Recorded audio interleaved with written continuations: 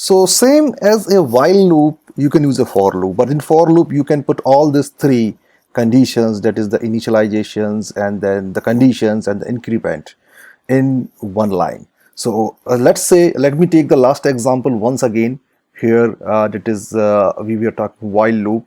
So I will copy these lines of code, and it's pretty simple to use the same as a for loop.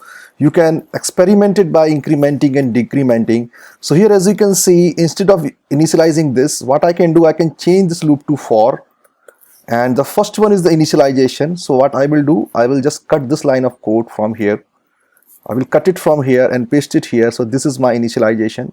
Second one is the condition that is already there, and third one is the increment or decrement. So I will use I++ and I will remove this one.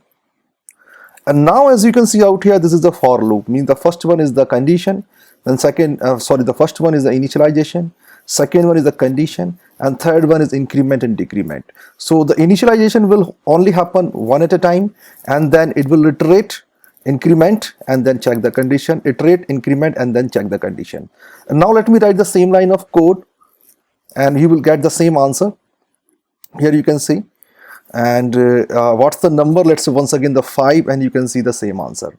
Now in a for loop, you need to use the curly braces. Curly braces means decide, okay, that we are going to add our initialization, condition, or increment. Suppose you didn't want to initialize your variable inside the for loop. You can cut it from here, and you can do it outside. This is also feasible. This is also a complete for loop. So if you run this again, you will get the same output. You will run this again, you will see, you will get the same output. Let's say this time I want to print the table of let's say 6. So it's working fine.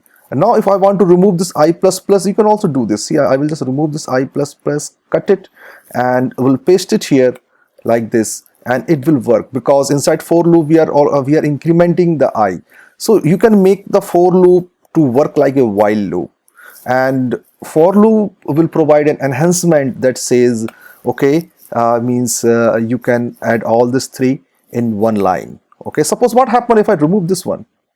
I will cut it here. See what happened. It is still working fine, but this is a infinite loop.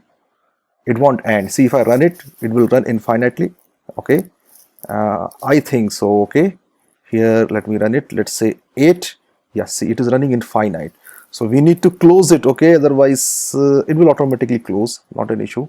So this is how you can use the for loop, and we will talk about the more loops, that is we will talk about not a loop, we will talk about the switch statements, switch case statements in the next upcoming chapter.